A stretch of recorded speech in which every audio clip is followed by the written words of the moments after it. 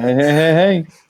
All right, welcome to the Art Lounge. I'm Eric Wilkerson, and you guys are? I forget your names Hey, from time to time. that's okay. Andrew Bosley here. And Randall Mackey. All right, so today we are going to be talking about fantasy sci-fi illustration and the different paths that you can go down within that genre. Um, I think of sci-fi fantasy illustration as a car, and all of the different possibilities job wise are the roads that you can go down. So I'll start it off and try to draw while I'm talking and maintain uh, my chain of thought. Right now I'm going to be using Art Rage. It's my go-to for just quick exploratory stuff, and see what I can do and hopefully not embarrass myself, because this is my first time, I guess, painting And for uh, talking. live for a studio audience and talking at the same time. So You'll do great. so let's just we'll see what happens here. Okay, so I'm really excited to watch you paint in Art Rage. me too. I have no idea what I'm gonna do. Um, Excuse me. All right, so sci-fi fantasy illustration. Typically, people think about when they think about getting into this genre of work, they're thinking about doing like publishing. Usually, it's publishing, um, like role play games, book covers, card art, things like that. And when I was in college, I spoke with uh, a pretty well-known um, sci-fi fantasy illustrator who was basically telling me like to look outside of that genre, um, to get an idea of what else is out there financially, like that you can make a lot more money at. Um, but like if you really wanted to um, just do sci-fi fantasy art, that you don't have to limit yourself just to cards and role-playing manuals and cover art. So I'm basically going to be speaking from my personal my point of view, what my experiences have been, because I don't have this like laser focused, I'm going to do nothing but Tolkien art for the rest of my life kind of mindset. Um, like when I started out, I started out doing like role play art and book covers, but uh, I just want to let people know that if that's not your if you're not really interested in painting dragons and painting elves and stuff like that, or painting spaceships, uh, there's a ton of other stuff out there for you. But I just have to like just say first off, you have to follow your interests, follow what you're passionate about. So just because you see other people all doing card art doesn't necessarily mean that you have to if you don't really want to do that. Um, just for example, one road you can go down is film concept design. Uh, I'm sure anybody that's listening to this knows somebody that is or works as a concept artist for the film industry, and they do a number of different types of work. Ooh, this is going to be hard to draw and talk and maintain my. I don't know, how did you do this last time, Randall? All right. I don't Anyway, know. I feel like if I can do it, you got it, man. yeah. All right. Well, So don't. Yeah, Yeah. I mean, you're good. yeah. yeah. All right. So not to get off on a tangent, but I really like Art Rage, especially when it comes to cleaning the brushes, because like I can clean the brush with this little cup of water.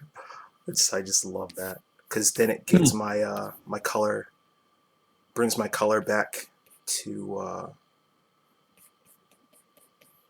to its proper chroma. Yeah, because that does where like the previous colors affect your brush, right? Like you're picking up. I'm picking up the brown underneath, which like if I were to be doing an oil painting, like this would be my base, and then every color that I add into that is going to mix with that base. So Art Rage mimics that aspect of oil painting pretty perfectly. That's But pretty awesome. anyway, film concept art. So, like, if your passion wasn't to be like a magic card artist or working for Fantasy Flight or whatever, if your passion was, I want to be the next guy designing Transformers or working on for Sam Raimi for an Oz sequel or something like that, then you'd have to focus your portfolio um, for that. And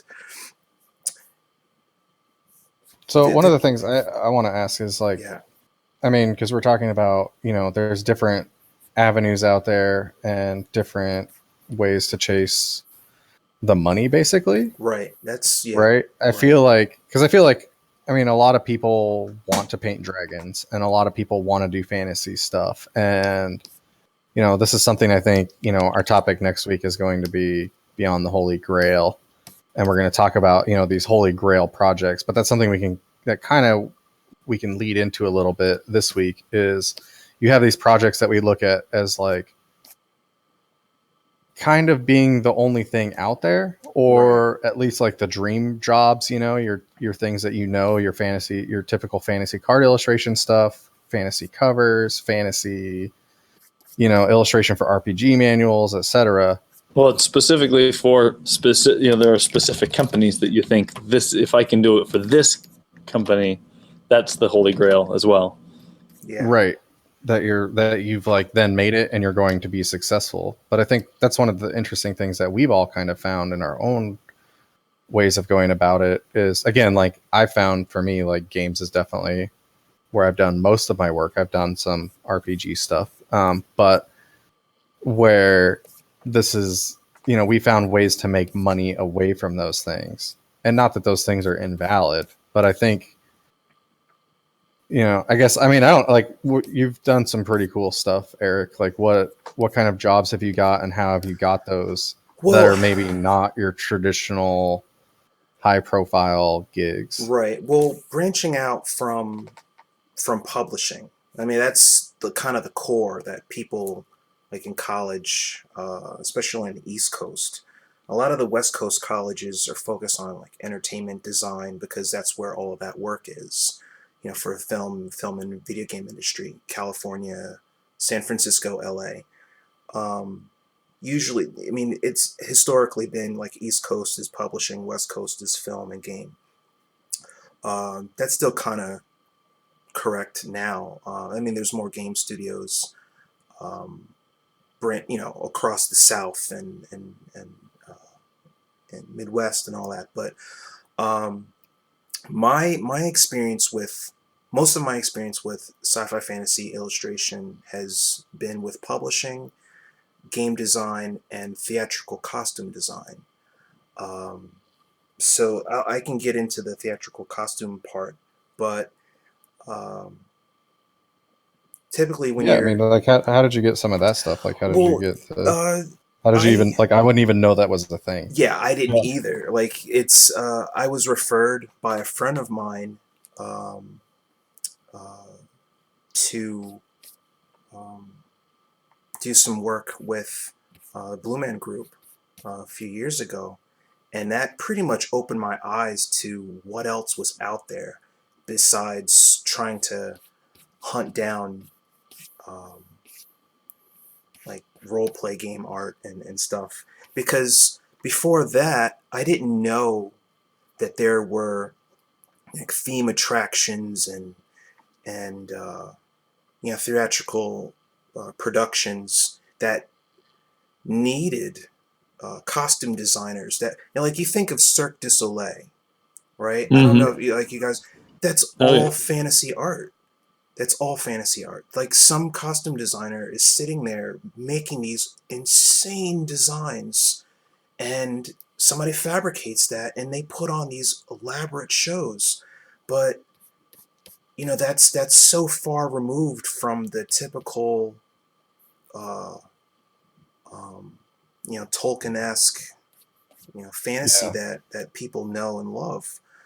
Um, but that's a job, and those I mean, if your passion is more character design based or costume design based, but you still want to apply that love of fantasy, that's a whole road that you can go down.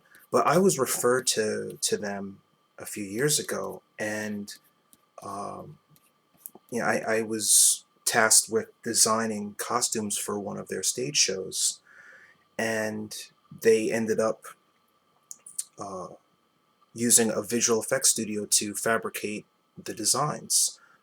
They had contacted Weta Workshop to Wow. fabricate my work. So, I'm dealing directly with guys that worked on The Hobbit and Lord of the Rings, and it was surreal That's to cool. get like daily pictures back from New Zealand, like showing them. It felt like being a proud father. Like, before I was a Hmm. father, it was like I can't believe like somebody's holding, physically wearing something that I designed, and it's all sci-fi based. So, um, yeah, I mean, that's one avenue. Um, You were work. mentioning. Go ahead.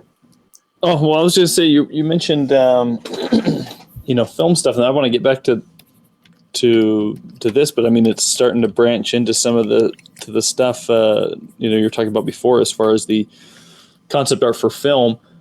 Um, that's an area that I've had an interest in for a long time, but I kind of always thought it was this unattainable, you know, not unattainable, but as competitive as the game industry, and maybe even a lot more. There's not that many film studios out there that I'm aware of, but you're talking about other productions that you can that need concept art that I never would have thought needed them. Right. Exactly. Yeah. And that I think that's really cool. I'm curious if the film specifically, outside of the stage production work, are there, have you, what has your experience been like working with the film industry? Is it, are there Well, opportunities out there that are not the holy grail, type of projects that we always hear about, Marvel and things like that, which it seems to be like you've got to, it's the same stuff. There's those aren't going to be not well, entry yeah. level, I but mean, typically, like, you have to join the Art Directors Guild. It's a union where um, you can't be non-union and on set for a Hollywood production. gotcha. Um, but there are ways around that. If, like, for example, if the director of the film is filming outside of LA, then you don't necessarily have to be in the union.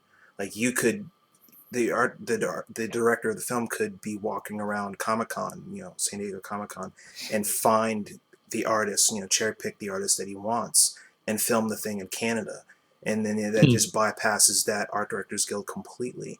So, I know a few guys that live in Poland, or Chicago, or something, and they're working on Hollywood productions. But if you are LA based, you typically have to be in that union. Um, Getting into the union is another story completely, because it's not something where you can just call up and say, "Hey, uh, you know, can I join? Like, what do I have to do?" You typically have to know somebody.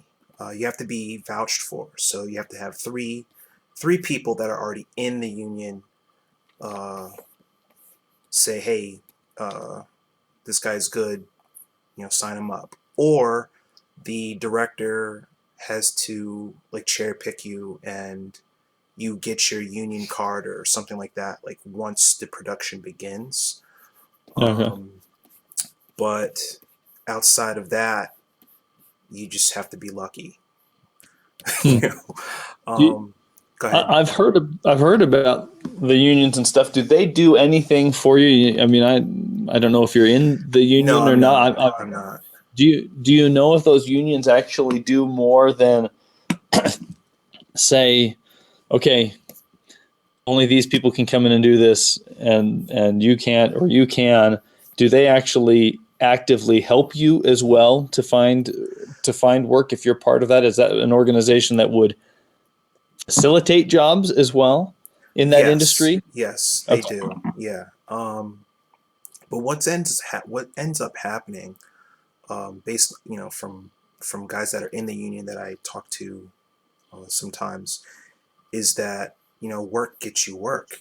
I mean, if you're not, this goes back to what we were talking about in the first episode. If you're not a jerk, and Yeah. you're working on a film, and that film gets a sequel, usually the pre-production crews know that that sequel is going to happen pretty much soon after, well, within a year after the first film hits theaters. So you've got a job coming up, Hmm. um, that you're going to be on. So if you did great in the first time around, then they will pick you up for the second go around. And I mean, if you're on the lot, if you're working at Paramount or whatever, just being around all these other artists, like if something comes up, uh, they'll say, "Hey, I know a guy."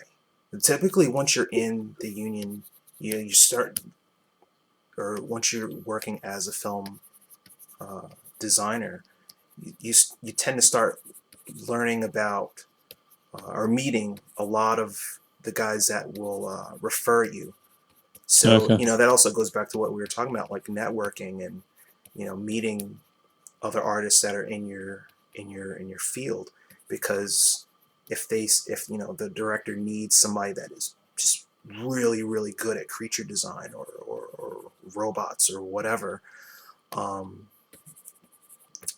they'll say, "Oh yeah, I know a guy. I worked with him on the Mummy 3 or something," and they'll call you up, and next thing you know, you're busy for a year or Hmm. more.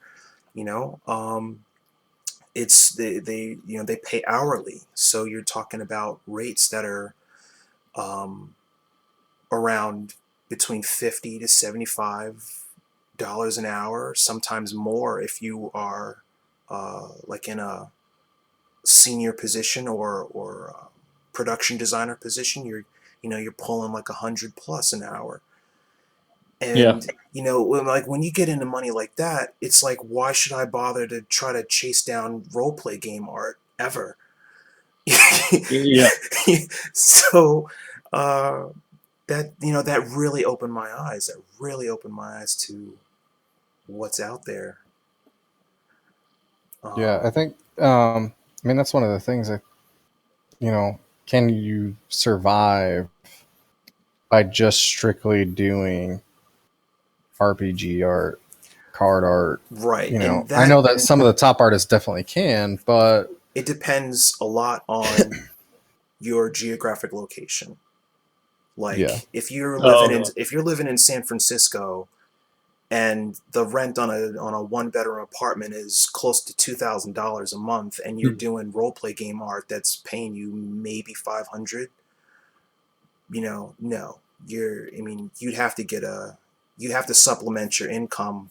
And a lot of guys that do the role play game art, do supplement their income with a staff illustration job. They're not telling Mhm. you that they are. They're not broadcasting that on their website or on social media. But they've got an art director position, or they're a senior artist somewhere doing some mobile game or something like that. But there's no shame in that. I mean, a lot of illustrators do juggle both, and quite well. So again, it depends on what you want to do. Sure. Yep. So I think what I want, I mean, like, because to me, like, what I want to do is I want to make money, right? right. I mean, that's what I want to, like, I think the, I think there's a deception of like doing the art and doing what you love as your job is like, again, this is probably something we can talk about more next week in the Holy Grail section, is that, oh, I want to paint dragons, so I want to get paid for painting dragons. I don't necessarily want to get paid for painting dragons. I want to just get paid more, right? So I want to do the jobs that I can make money doing, and then then that gives me the money, buys me the freedom to paint what I want to paint in my own time, right? If I have to hustle and have to work too hard on something, then maybe I won't have the time to actually work on what I want to work on. Because even that dream thing, even whatever, it's not going to be as satisfying as your own thing or doing it your own way, right? But I guess let's talk about all three of us. I guess here is, because I think definitely I got some of my first breaks through doing some of the RPG work, and it wasn't super high paying, but it was out there. It was something I could put in my portfolio, and it allowed me to get other jobs. And so there's definitely value to that as well. And that's something that I feel like we should talk about. But I know we all have different experiences getting what we would, traditionally call sci-fi fantasy illustration work. And, I guess talk about like what we've done, and kind of like we did last week with the concept art, like how have we networked that stuff? How have we found that work? So, well, I got the Blue Man gig because, and they kept me busy for almost like 4 years. Wow. Doing stuff that I may never be able to show, because they're busy with dealing with their world tour on the main show, the main Blue Man show. So I have no idea if or when anybody's ever going to see that work. But I got paid. But at the end of the day, you want to be able to not just name drop. You want to be able to show what you did. And the only people that have really seen what I've done are some fabrication studios in Vegas and in New Zealand. Like outside of those core group of people, like nobody cares. So, and I can't broadcast that. I can't show it online, but I know what I'm capable of. So, well, that's one of the things Jake Parker was just talking about this week was getting paid in exposure. And he was talking about, we associate that as a bad thing, but it's still a valid form of compensation. But it's only exposure if people are seeing the work you did, but also knowing that you did it, right? That's what he was talking. And so you have some things like a lot of concept art stuff. You get paid a high rate, but you might not have exposure. It might just go in a game and no one ever knows that you designed that thing unless you're able to show it later. And he was talking specifically about like, he's done some Coca-Cola commercials or whatever. And so it's like, he's done those commercials. Everyone in the world is seeing his art, but they're not knowing that it was his art. Yeah. And then there's a trade-off of like, but then there's some things that, you can do that actually your name goes on and it goes right next to the art. And so people actually know that you did it. A lot of that is, I think, self-induced. Like you have to be doing your own stuff and putting your own stuff out there. But yeah, I mean, people come and say, oh, this is good exposure. Well, is it good exposure? It's only good exposure if my name is literally next. And he was, even in a film, as he was saying, like even in a film, you do all these designs, you do this stuff, but then your name is in the credits somewhere, like buried in the credits. And so unless someone stays for the credits, they don't necessarily know who did, and you still don't know who did what in the film. It's just that this person worked on some facet of this film. Mm-hmm. Yeah. And I think that's one of the cool things. That is one of the really good things about all the traditional fantasy stuff, is that it is really good exposure. And most of these places are pretty good about crediting the artist. You know, when I did stuff, I did some covers for BattleTech and some interior art, and they credit you on the page. They credit you with the cover. They say cover art by Randall Mackey. And, you know, we all know Magic Cards and Blizzard with Hearthstone. They credit the artist.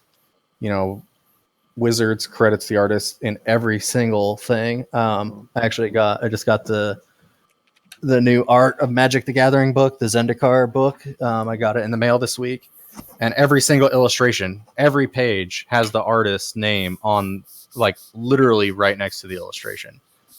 And so, like, that is one of the things, is I feel like the illustration fantasy industry is really, really pretty good at least getting you some really, really good exposure. And again, like, some of them are good paying jobs, and some people can turn that into a career. Mm-hmm. But I think that one of the huge benefits of doing traditional fantasy sci-fi illustration is the exposure. Right. You know, I mean, Andrew, you've done some RPG stuff and fantasy stuff, right? Yeah, you know, I have maybe an interesting perspective on it for myself. I mean, I think there's a lot of different incentives or different reasons why one might to take different jobs that they've got, that they get. I know, and I'm very grateful for the start that I had through the RPG stuff, and I did the really cheap stuff at the very beginning. I mean, I won't go in. I don't know. Maybe sometime we'll talk about specific companies. I don't know, but I still work for some of the companies that I worked for in the past that paid very low. But I work on different types of jobs now that pay a lot better. But I valued them. I mean, I'm a big fan of, you know, thinking about things on an economic level. You know, I've taken jobs that were not the best paying jobs in the fantasy illustration field because, one, I either needed more work to show, like the deadlines were fast, I had to work fast, it forced me to create portfolio pieces, and I know some people think that's kind of, you know, that's not good enough, they should be paying a whole lot more for each thing, and I certainly wouldn't have minded if they paid more, but I knew what I was getting myself into, and I thought, I need portfolio pieces. I'm interested in, you know, I don't get the time. I don't put the time in myself, at least in the past I didn't, to just go and create interesting artwork and fun fantasy illustration, which I really love. So when someone would come to me and go, I need, you know, 10 illustrations by this time, and we can only pay you this much, and it's not that much. Sometimes I'd turn it down, but sometimes I'd take them just for the reason I'd have the opportunity to build my portfolio a little bit more. Another, you know, the reality is there's times when we don't have a lot of work, and it's nice to get paid for something.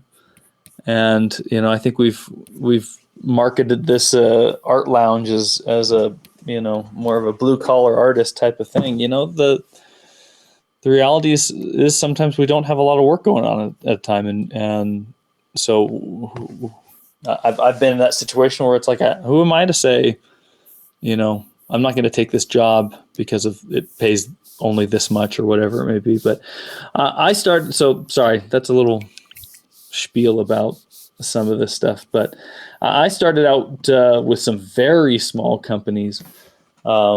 When I first started doing illustration work, I have a good friend, Sam Kennedy, who works right now mostly in the casino slot illustration type of field, and has been very successful there.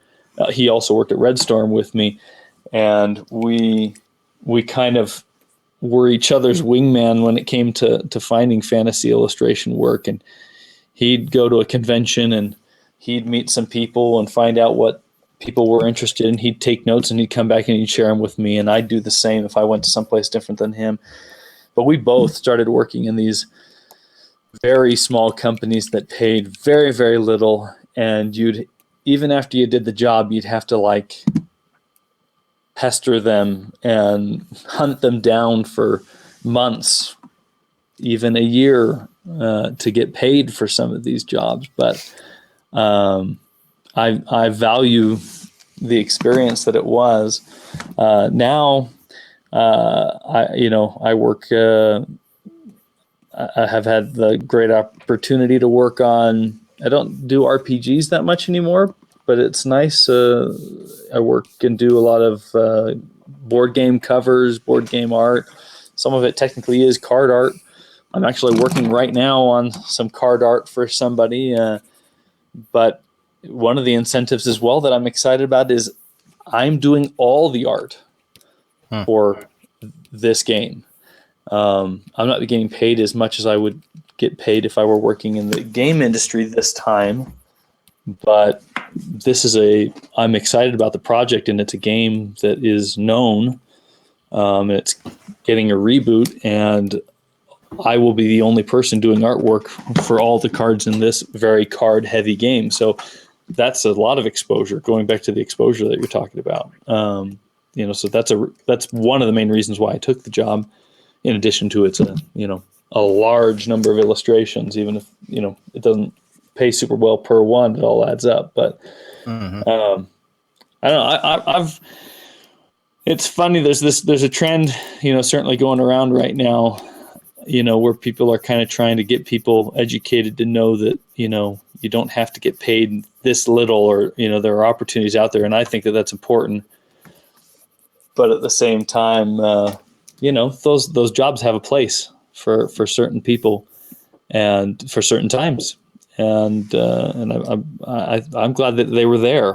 If I were competing against, if the only jobs that were out there, if everybody was paying $700, $900, $1,000 for a piece of card art, and that was the only prices that were out there, then me as a starting out, student or aspiring illustrator, I'd be competing with, people like Greg Manchess or, something like that. And what are the likelihood that I'd get that job? I wouldn't. So, sorry. And it goes like going back to the exposure card and all that stuff, so some of the first legitimate paying work I got was working on BattleTech stuff. Mm-hmm. And then I ended up working on some of Catalyst's other IPs with some Shadowrun. And it was super. I mean, I got the work literally, I've been a MechWarrior fan since MechWarrior 2 back in like 1996 or something, 97, whenever that was, that I played. It was like the first PC game I played and loved and just played endlessly. So I always loved mechs, and I love the MechWarrior and BattleTech universe. It was a cool thing. Mm-hmm. And then once I started working and started doing stuff, and then I was like, oh, I wonder if I could actually do some illustration for them. So they actually, on Catalyst's site, they actually have an email that you can just email if you want to work. So I just emailed the dude kind of hopelessly, like, oh, maybe I'll get it, maybe I won't. Which is like, oh, I love BattleTech, I love this stuff, and I'd love to do some illustration for you guys. And he emailed me in like 4 hours. And I was like, oh, we always put fans first for work. So that's cool. So he gave me 3 black and white interior illustrations. They were, maybe I made a couple $100 on the whole thing. Not a lot, but then, I did okay on them. Probably, I wouldn't put them in my portfolio now, but at the time, like they're, pretty good, and he was happy. And then I ended up getting some covers. Like I ended up doing a couple covers for them, and those were actually, the covers for them were real money, for sure. Yeah. So, I mean, that's another thing too, is like, that's another thing is to think about, is like maybe doing those things for companies and building that reputation up is super important. And, oh, look, Lou's in here. Hey, Lou. Look at Lil. But even though those, again, starting out, it's a lot easier, right? You're just getting paid to do work. So it's easy to take those rates. Would it be as easy to take those rates now? It would be harder. But if if you want to work for something like that, or there's other things out there that you really you want to play in that universe, and maybe you get that like first thing, like take it seriously, even if the pay is not great, because it can turn into other things. And like I said, like doing covers and doing repeat work for them, and then getting to do Shadowrun, those first couple $100 ended up, turning into a few $1,000s before too long. And again, it was just super fun stuff. It was stuff that was helping me get better at what I wanted to get better at the time. And it gave me some stronger portfolio pieces than anything that I would have done on my own at the time. And then those pieces helped me get work down the road and kind of launched my career. I mean, I actually did my first work for them before I even had left the Army. I did my first paying work for Catalyst while I was still in the Army. So, that's cool. Pretty cool opportunity. But Lou Anders just said in the chat, always do your best work for every job. If you don't want to do your best work for a job, then don't take the job. Yeah.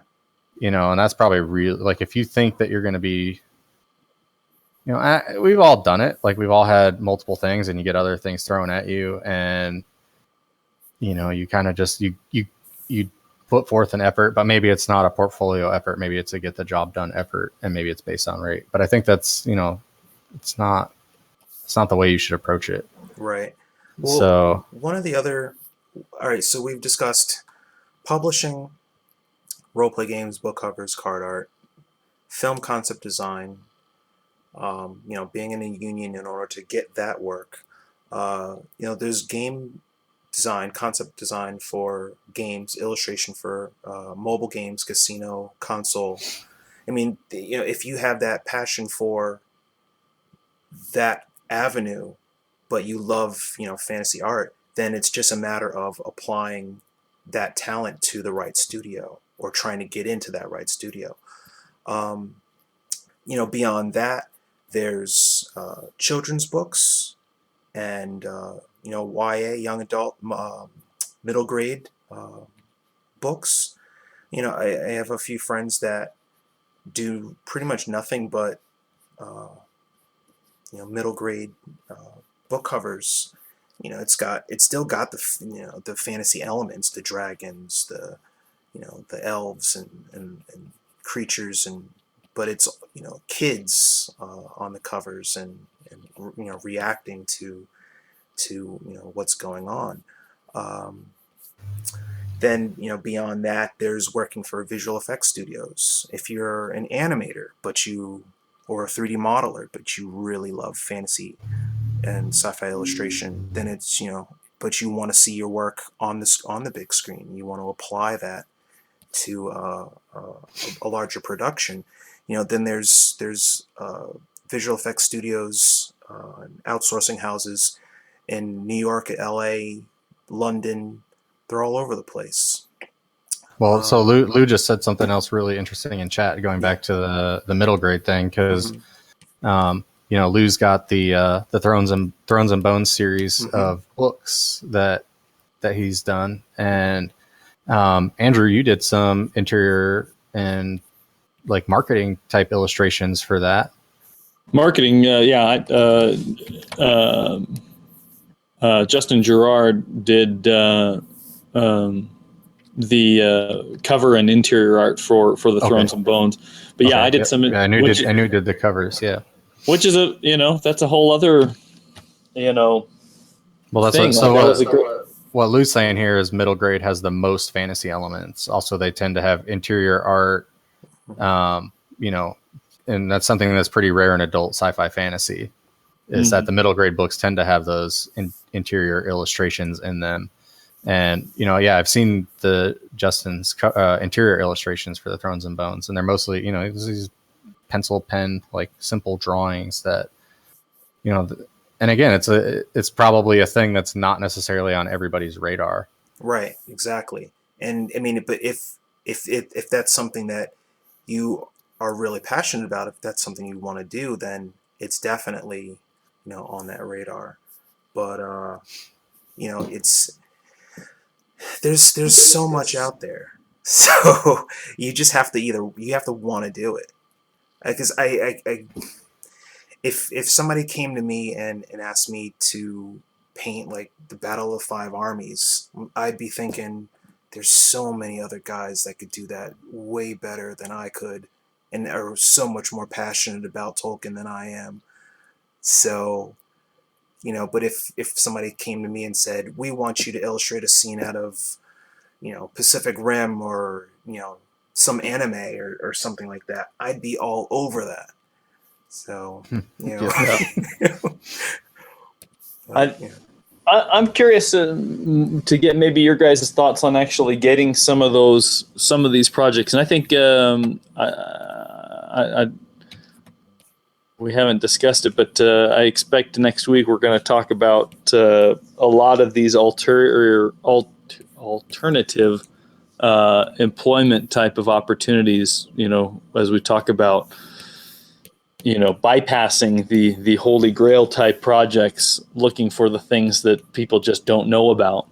I'm curious about your guys' thoughts and ideas as far as how to get, even just those traditional things for a lot of these guys, for a lot of aspiring illustrators. They're interested in, they are passionate about and are interested in getting into those avenues that are the sought after ones. There's a lot of the art directors that are out there aren't necessarily too difficult to get a hold of. I mean, there's submission sections on different sites, and they can be contacted through Facebook, or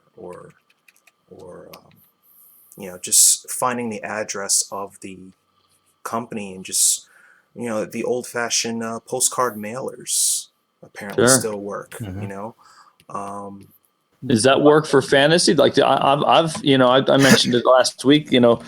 Postcards I know is still an ideal for many art directors that are working for magazines, for example, but and children's book publishing and things like that. But I've never even thought about that in terms to fantasy art. Or I say that it depends on the publisher. It depends on who you're sending it to.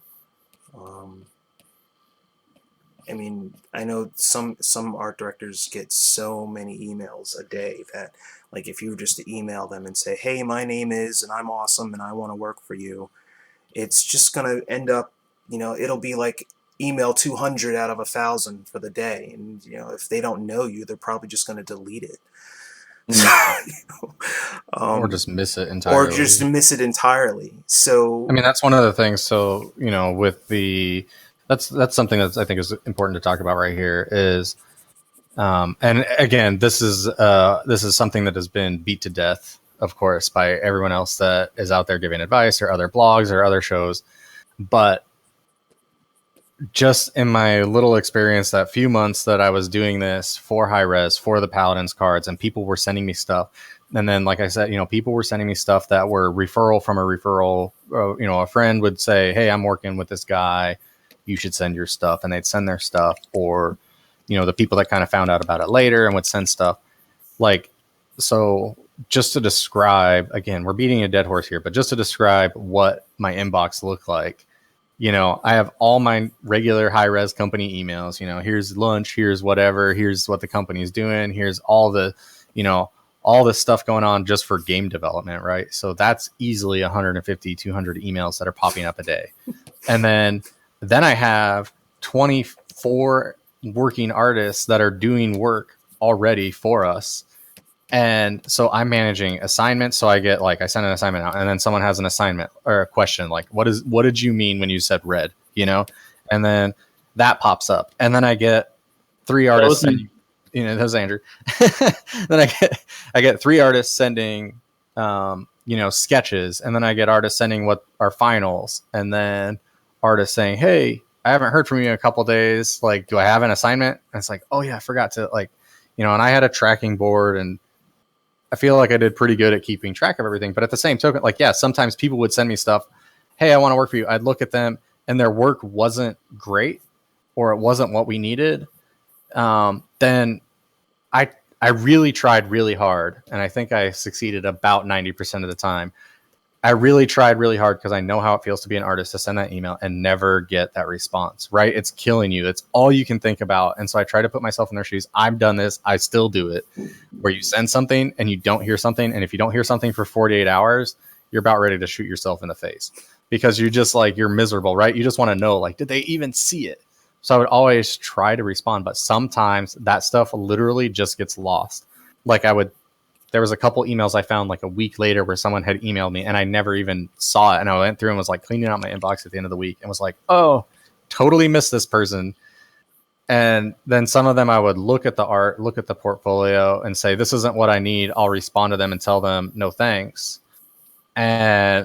But then I would get sidetracked and then I would forget. And again, because it wasn't people that I was interested in working with, it was even easier to forget about them. And it wasn't intentional. It's not, again, this is something that all the art directors have talked about, everyone talks about, but sometimes you send this stuff out there and you're not going to get a response. And it's not even that you're not good or even that they don't want to work with you. Sometimes you just literally get lost. Like you just disappear. Well, and you're talking about that from the game industry, and there are, Hi-Res is a great company, but there are thousands of game companies out there. And so when we're talking about fantasy illustration, and you think about the main names in fantasy illustration, there's really not as many. Unless I'm missing something, there's a whole lot less companies out there and art directors to contact in that industry than there are, in the game industry. So those people are probably, exactly what you're talking about. Probably, I don't know. Well, plus there's a lot of the publishing, the book publishing end of it is all gone like photo collage. Like you may be passionate about painting, but if all they need is a photo of a guy with some watercolor textures pasted on and a simple background, you have to ask yourself, is that what you want to do? And whole other thing. Yeah, that's a whole other avenue. So I wonder, so like I think one of the things we talked about last week for the game side, and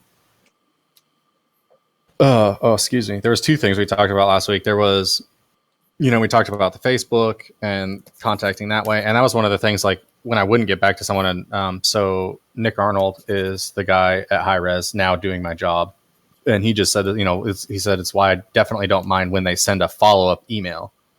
Mm-hmm. Like, remind me, like I might forget about you, and it's not intentional, it's not whatever. And I was open for different art directors, different things, different modes. I said last week when we talked about this, I was totally fine with people reaching out to me on Facebook. Because if that bings and it's there, I'm way more likely to respond to it. It's way faster. If I get an email, then it like has to go on the list of things I have to do that day. And again, like in the fantasy illustration and all that side of things, totally different art directors, different things. But one of the things we're talking about, like Andrew was just saying, imagine the, like, oh, you're a Wizards of the Coast art director, everyone wants to work with you. Like that guy's email inbox, I don't even want to look at it. Like, it sounds like a nightmare. Yeah. And all these, the big names. The well-known stuff. And it's just one of the things I was wondering, though, and one of the things we talked about last week was, your approach, which I'm very interested to try for myself here in the next couple of weeks, is, talking about using LinkedIn to find game people. Mm-hmm. And I don't know have either of you used it to try to get fantasy or sci-fi illustration? I have, like more but on the illustration publishing side. LinkedIn is, I don't know about the pro version of it, but there's no way to tell whether they open up your emails, whether they've read the message or not.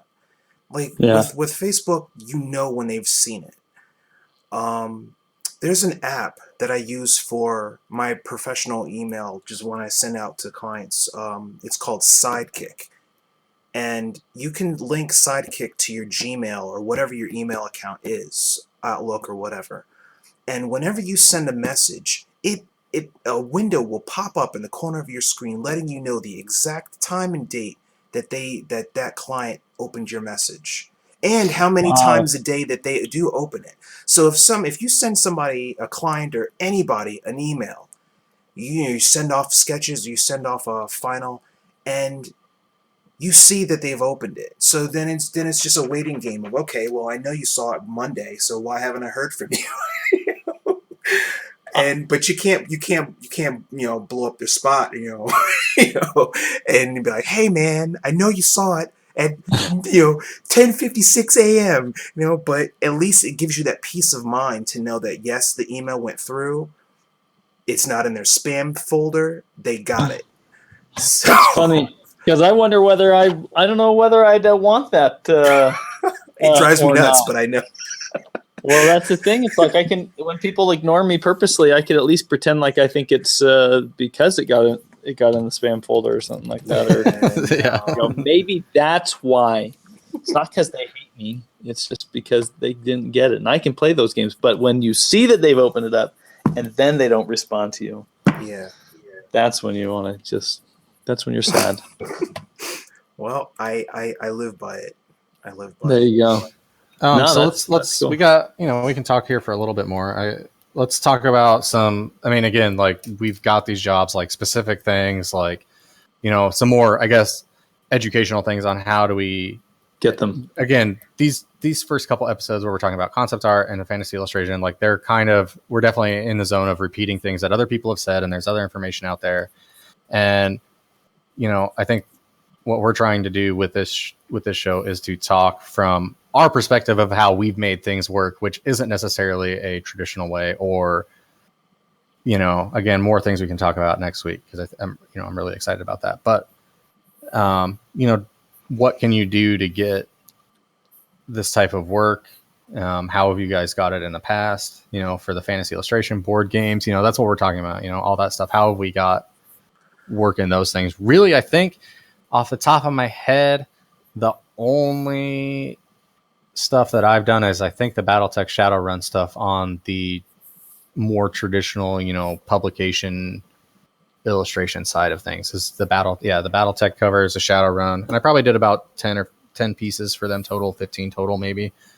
But again, it was totally just reaching out to the guy with an email from their website, sending him a couple pieces in the email, like just 2 things. And like, hey, dude, I love mechs. Here's a mech I drew just today to show you, and I love your stuff. And then, built that up to where I did, ended up doing a few covers for them, and ended up putting a good dent in what I needed to make annually to feed my family. So, but I know you guys have probably much more deeper experience with that. I know, Andrew, you've done some board game stuff, and Eric, you've done a lot. I mean, I guess, if you want to talk about what you're doing now, Eric, or some of the things you've been doing, that'd be great to hear about too. I was like work gets you work. So like I was recently referred by an art director for Topps. I was doing Mars Attacks trading cards for a little while, and I was referred to another client that needed some like game box art and cover art for their new like sci-fi battle games. It's kind of like Warhammer kind of world. But anyway, but that's been my experience. Is like somebody sees what you've done and they'll reach out to you, or you'll be on somebody's radar, and when the right job comes along, they'll contact you. But before that can happen, it's just a matter of just blasting all of the people you ever wanted to work with on a semi-consistent basis. Like, not every month, but every few months, just letting them know that you exist. Um, uh, conceptart.org, years ago used to be a great avenue for a lot of art directors to find new talent. I think a lot of people are going through what is it, ArtStation now, and seeing people. Yep. But Yeah. but yeah, so that's typically been my experience. But like, I just not too long ago finished up a game box cover, so I'm just doing like game design stuff.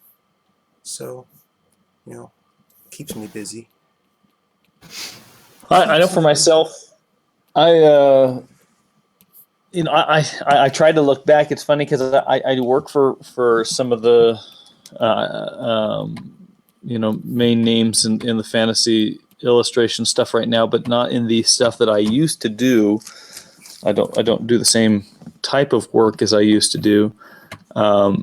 But I have to, go with Eric for one part of this. The work gets you work. I wouldn't be doing the higher paying things like the board games and the other type of artwork if I hadn't built up a relationship doing the earlier stuff that was fairly low paying.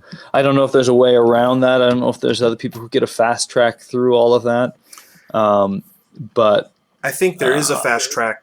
You just have to choose not to take that work on and just focus on the people you want to work with.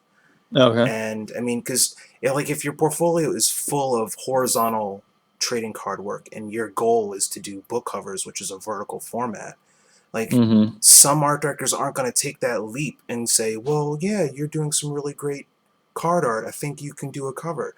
They'll just say, no, I want to see this in a vertical format, and how you address, layouts for type and all that stuff. So it's just a matter of saying, okay, well, I'm going to focus my portfolio on just doing vertical format illustrations and just go for those clients. I've talked to a number of illustrator friends of mine that always said, well, yeah, I do a lot of low-paying card art. I always wished I had tried for, Tor or something like that. But, they wouldn't take that leap that I could do a vertical format illustration. And, they were too busy with so much of the role play stuff that they didn't have time to work up a new portfolio for that. So, but yeah. So in my experience, like, I've been able to, I have really no idea how, because all you hear and everyone talks about is like, make this portfolio for this person and this thing, and you'll get that work. And that is not wrong. Right. But I've definitely gotten a good handful of work that I had no representation of that type of work in my portfolio. And I don't know if that's true for you guys too, or, Yeah. Like it's like, this isn't exactly what I'm known for, but someone's like, yeah, I'll give you, I mean, even the BattleTech stuff, like I didn't have like a pile, I didn't have a whole portfolio of BattleTech fan art. And this dude was like, I have to give this guy work. I had some technical drawing stuff and some things that were kind of close, and sent the guy, and he was like, oh, you're a fan, I'll take a chance. And he gave me, some really simple, they were black and white, half page interior illustrations. And, like I said, like I did, one of them is actually still to this day one of my favorite things I've ever painted. It sucks. I would never like go and, say this is like representative of what I do now, but it was just fun. It's just, it literally, to me, I look at it and I feel like that's some of what BattleTech is. And some of the charm of it is it's like, this is like what I would draw in my notebook in high school. Right. So there's one of the pieces I did, and it's like, there's this whole army of mechs, and there's like 8 of them, and they're chasing this other mech down, this general that's like they've all turned on him or whatever. And so he's in this mech that's like coming at you, and all the lasers and missiles and everything are like hitting him around him and like striking his mech, and like the lasers are like cutting through it. It was just super fun. It's not how I would paint it now. It's not what I would do, but super fun. And I just had fun with it. And then that piece, I feel particularly, is what ended up giving me, having faith to do a cover. And then I did a cover, and he was happy with it. And then he gave me another cover. And then he started giving me work on Shadowrun. But again, like, I didn't have that stuff. I didn't have any cool dynamic mech battle things in my portfolio beforehand. It was just, I told him, like, hey, you give me this, I'll do it. Like, I'm telling you, I'll do it, and I'll have fun with it, and I'll make it fun, and I'll make other people like it too. And so I don't know what your guys' experience is with that, like not having something in your portfolio,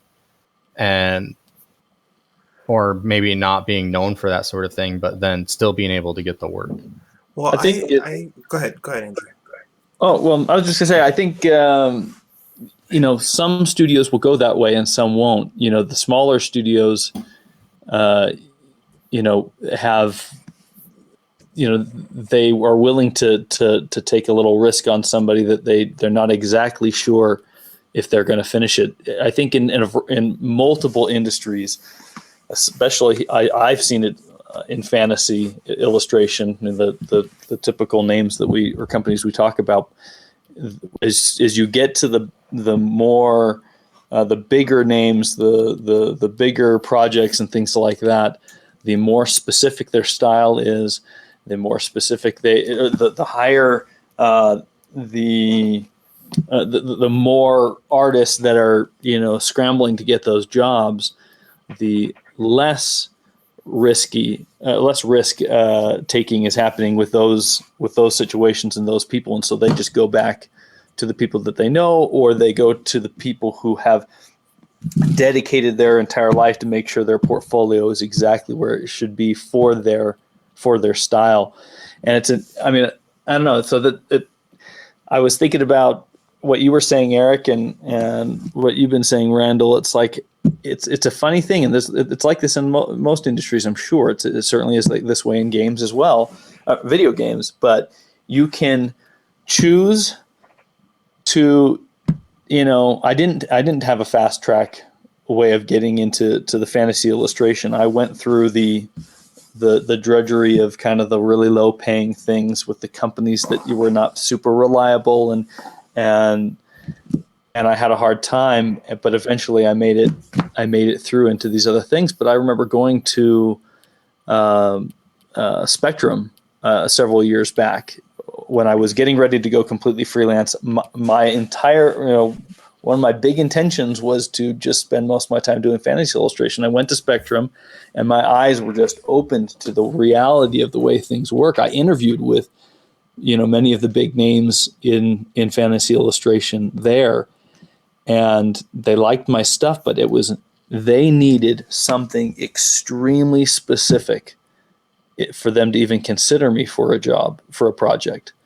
And I realized at that point, I could throw everything out in my portfolio, and just dedicate my life to trying to match the style that they want for those big, companies, or I could do something a little bit different. And I'm really glad for the path that I took. If I still now tried to do that, I wouldn't have had any work. I wouldn't have, been able to move on. So it's a tough one. I mean, there are companies that will take the risk, and they'll say, hey, you've got a great portfolio. It doesn't have any, we do all mech stuff, but it doesn't have any, you don't have any mechs, but I can see that you can draw, so I'm sure you can do it.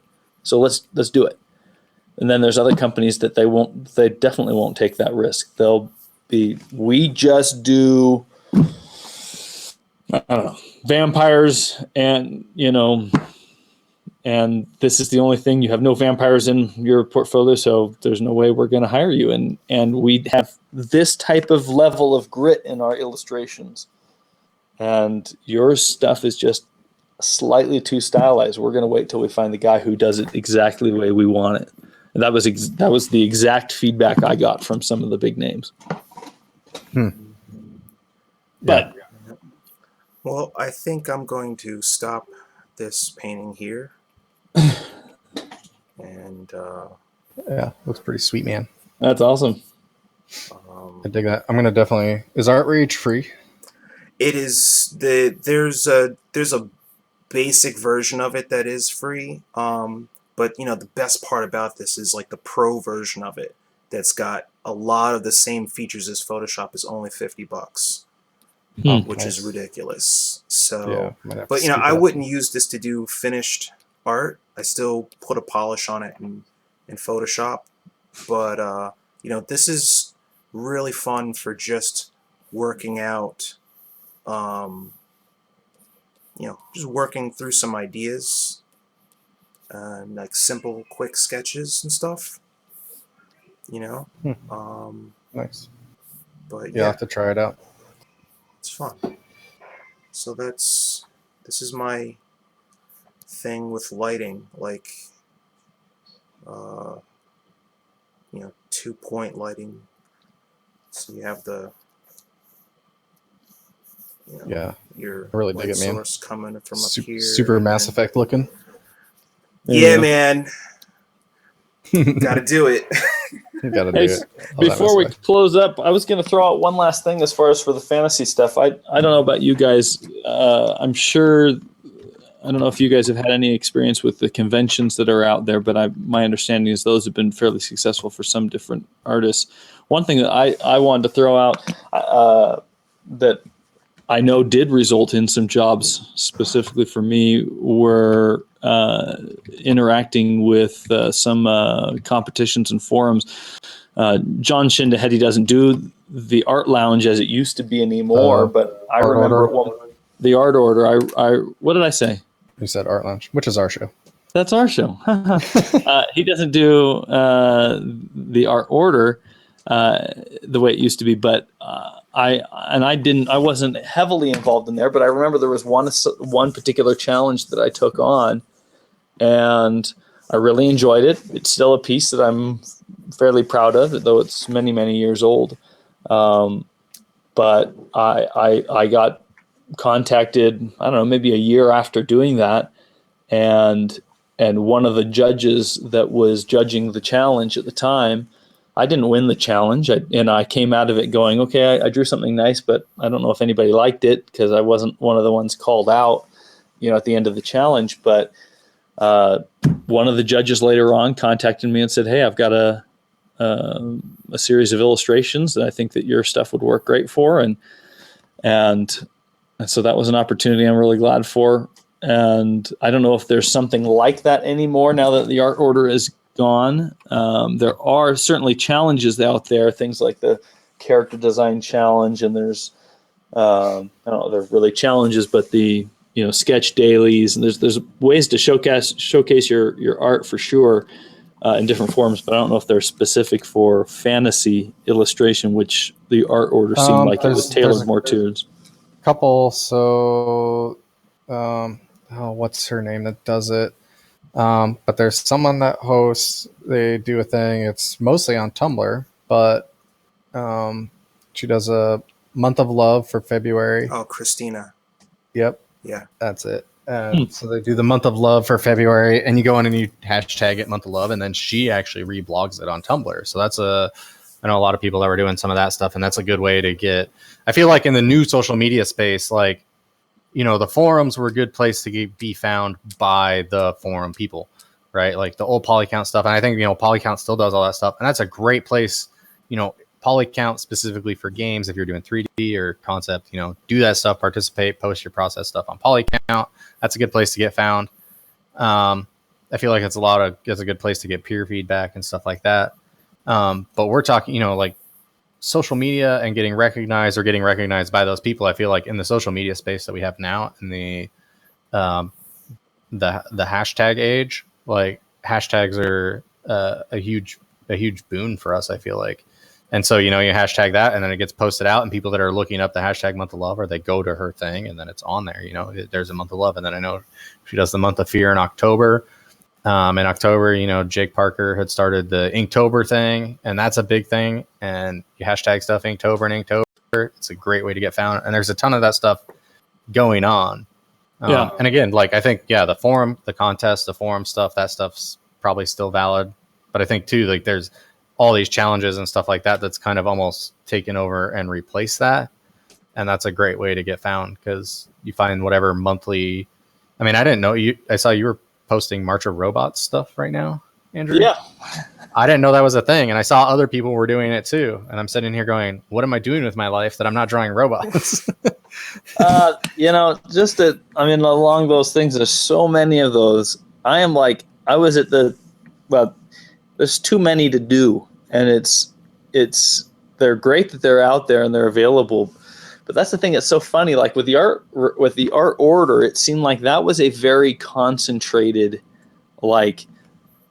it seemed this was directed at challenges for people interested in going into the traditional fantasy illustration stuff. And it was curated and judged and reviewed by people who were professionals in that industry. There's so many now. What I'm curious to know is whether there's anything like that still for the fantasy illustration type of thing. Because I mean, what I'm doing, that I didn't know about it until a couple days ago, until March 1st actually, just because a friend of mine was doing it, and I was like, oh, okay, well, I need a reason to create some artwork, and I'm going to try to start creating artwork every day, that's personal that I can post. So here's a good excuse. I like robots. Let's do it. But that's going to be seen with the hashtag age. Again, it's interesting because that's going to, I have I'm getting a lot more followers from it. I'm getting a lot of people very interested in liking the stuff, which is certainly makes me feel good. But I'm also, the majority of the people that are doing it are, Hobbyists. Just random people that I don't think are necessarily going to help me find a job. I am grateful for their support. That's super important, and I appreciate it. But the art order seemed like this unique thing that actually might provide opportunities in the future. Yeah. I don't know. I don't know if there's any of that stuff out there, or I'm sure there is. I don't know where they are. I gotta step out for a second. Go for it. Okay. All right. So, yeah, I don't know of any of those things that are out there. Yeah. I mean, I know the art order used to have one. We used to do some on, CG Hub used to do a lot of the challenges and a lot of that stuff. And with conceptart.org as well, I think they did quite a bit of challenges. They did a ton. I never did any of those, but I don't know. It's an interesting thing. I also am just curious to know if we all are interested in the same things. I mean, like Jake Parker stuff, the Inktober. That's a completely different thing, but I'm assuming most everybody knows about it now, even whether you're a video game art director or you're a hardcore sci-fi publisher or whatever it may be. Some of these things are still so big, that most people, everybody know it. So if you do post to Inktober and you're getting things or sketch dailies or whatever it may be, you're probably still getting seen by the people that would have frequented art order back in the day. I don't know. Mm-hmm. It's an interesting. It'd be interesting to know.